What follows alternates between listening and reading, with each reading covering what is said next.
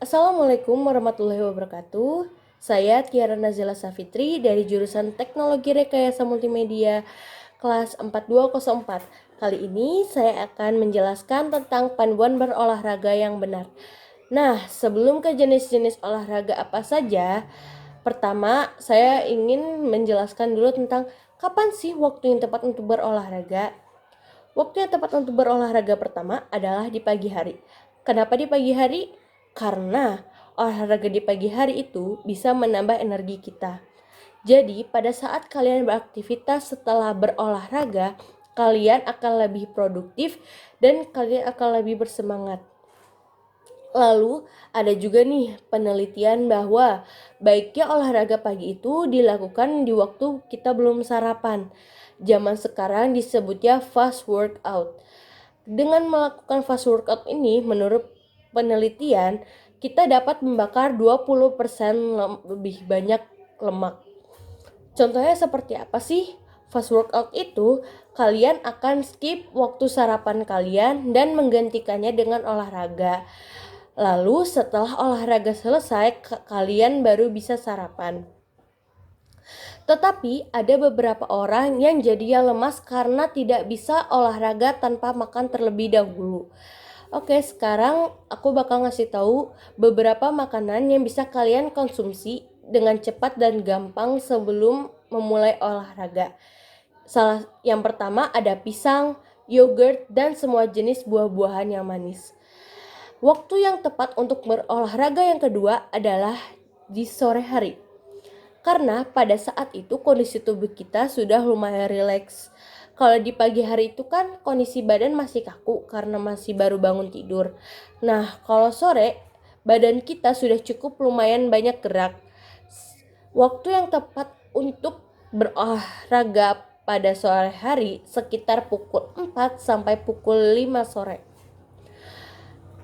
Bagusnya olahraga di sore hari itu karena otot kita sudah fleksibel dan badan kita sudah cukup berenergi karena sudah diisi oleh nutrisi-nutrisi yang kita butuhkan.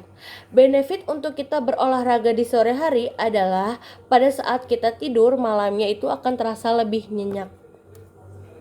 Yang ketiga adalah pada waktu malam hari. Tapi olahraga di malam hari jangan terlalu malam ya. Karena biasanya kalau kita langsung tidur sehabis berolahraga, jantung kita akan berdetak lebih tinggi dan itu kita malah tidak bisa rileks dan di tempat tidur malah kita nggak ngapa-ngapain dan akan menunggu jam tidur kita.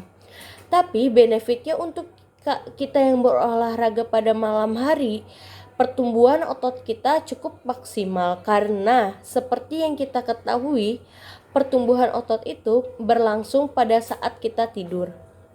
Intinya, kita bisa berolahraga pada saat pagi, sore, ataupun malam hari.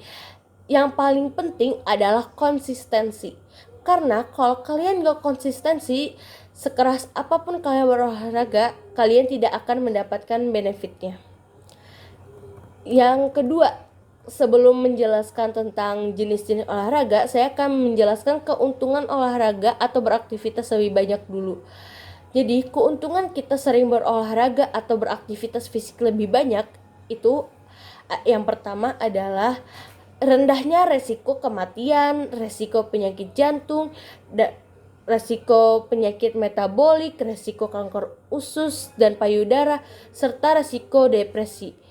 Itu jauh lebih rendah dibanding orang yang jarang beraktivitas fisik atau jarang berolahraga. Yang kedua, kita ya beraktivitas fisik lebih banyak itu memiliki resiko rendah untuk mengalami patah tulang pinggul dan patah tulang belakang. Selain itu, kita yang beraktivitas lebih banyak memiliki kemampuan otot dan kesehatan jantung yang lebih baik. Yang ketiga, kita yang beraktivitas fisik lebih banyak itu lebih mungkin untuk menjaga berat badannya dengan komposisi tubuh dan berat badan yang lebih baik dan lebih sehat. Jadi ada rekomendasi yang diberikan oleh pedoman WHO. Yang pertama, Pedoman ini menyarankan kita untuk melakukan aktivitas fisik dengan intensitas menengah sebanyak 150 menit setiap minggunya, atau aktivitas fisik dengan intensitas berat selama 75 menit setiap minggunya, atau dengan kombinasi yang setimpal akan kedua hal ini. Yang kedua adalah aerobik. Itu yang harus kita lakukan minimal 10 menit setiap sesinya. Jadi kalau misalnya kalian melakukan HIIT session tanpa pemanasan atau tanpa pendinginan, menurut pedoman ini itu nggak dihitung karena kalian harus melakukan minimal 10 menit setiap sesinya. Yang ketiga, untuk mendapatkan manfaat kesehatan tambahan, kalian bisa menambah aktivitas fisik menengah tadi menjadi 300 menit. Jadi yang tadinya dari 150 menit ditingkatkan lagi menjadi 300 menit. Dan untuk latihan dengan intensitas yang berat, dari 75 menit bisa ditingkatkan menjadi 150 menit atau bisa dikombinasikan kedua latihan ini. Yang terakhir, di pedoman ini disarankan untuk melakukan latihan beban. Untuk orang-orang yang tidak aktif berolahraga sebelumnya atau hidup secara sedentary, itu dapat mulai beraktivitas fisik dalam jumlah dan durasi yang kecil terlebih dahulu, dan nantinya secara bertahap meningkatkan frekuensi dan intensitas latihannya. Nah, ini nih tahap yang terakhir, yaitu jenis-jenis olahraga apa saja yang baik untuk kesehatan tubuh. Jenis-jenisnya dibagi menjadi 3. Yang pertama itu ada aerobik. Yang kedua adalah ketahanan. Yang ketiga adalah penguatan tulang. Nah, kalau buat yang aerobik ini olahraga yang mendorong penggunaan otot-otot besar pada tubuh secara teratur, seperti lompat tali, bersepeda, atau berlari. Sebaiknya aerobik ini dilakukan minimal 20 menit setiap hari agar manfaatnya lebih optimal. Yang kedua adalah ketahanan. Olahraga yang mendorong penggunaan otot dengan tujuan untuk melatih dan memperkuat otot. Otot yang kuat penting untuk menjaga kita agar tidak mudah jatuh dan bebas saat beraktivitas. Contohnya yang paling sering kita lakukan adalah push up, sit up, squat, jump, back up, dan pull up. Nah, di sini saya akan menjelaskan satu persatu tentang aktivitas yang paling sering kita lakukan. Yang pertama adalah push up. Sini saya akan menjelaskan cara push up yang benar. Nah, push up yang benar itu yang pertama, posisi tangan agak lebar di lantai dan kaki bertumpu pada ujung jari sehingga tubuh bisa ditopang dengan sempurna selurus mungkin. Yang kedua, buang napas sambil menekukan sikut dan turunkan posisi bahu sampai tekukan sikut membentuk sudut 90 derajat. Kemudian, dorong bahu ke atas sambil menarik nafas sehingga lurus. Tapi pastikan posisi sikut tidak terlalu kaku agar mudah ditekuk kembali. Nah, ya tadi kan push up untuk laki-laki, tapi ada juga nih push up untuk perempuan. Sebenarnya sama aja cara push up laki-laki dan perempuan. Yang membedakannya adalah letak tumpuan di bagian kaki. Kalau pada laki-laki, tumpuan kaki diletakkan pada bagian ujung jari kaki. Sedangkan untuk perempuan, letak tumpuan di bagian kaki berada di lutut. Push up ini untuk melatih kekuatan otot lengan. Nah, cobalah untuk melakukan 2 set dan dengan repetisi 10-12 kali setiap setnya. Ingat, jangan luruskan sikut terlalu kaku. Usahakan posisi kepala sejajar dengan punggung. Jangan menegakkan kepala ke depan agar posisi tulang belakang tetap netral. Yang kedua adalah cara sit up yang benar. Nah, cara sit up yang benar adalah Yang pertama, posisi tubuh terlentang. Yang kedua, kaki menutup, menempel satu sama lain. Yang ketiga, lutut ditekuk kurang lebih 45 derajat sehingga membentuk posisi kaki V. Nah, selanjutnya yaitu kedua tangan menyentuh belakang telinga. Habis itu, gerakan tubuh bagian atas naik dan turun. Ketika naik, perut dan dada harus sampai menyentuh paha. Ketika turun, kepala tidak boleh menyentuh lantai, tetapi pundak yang harus menyentuh lantai.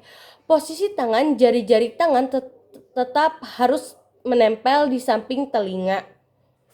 Jika pergerakan atau pelaksanaan tidak sesuai prosedur yang ada, maka itu tidak bisa dihitung. Perhitungannya, jika dimulai dari posisi bawah, maka dihitung sekali jika sudah turun.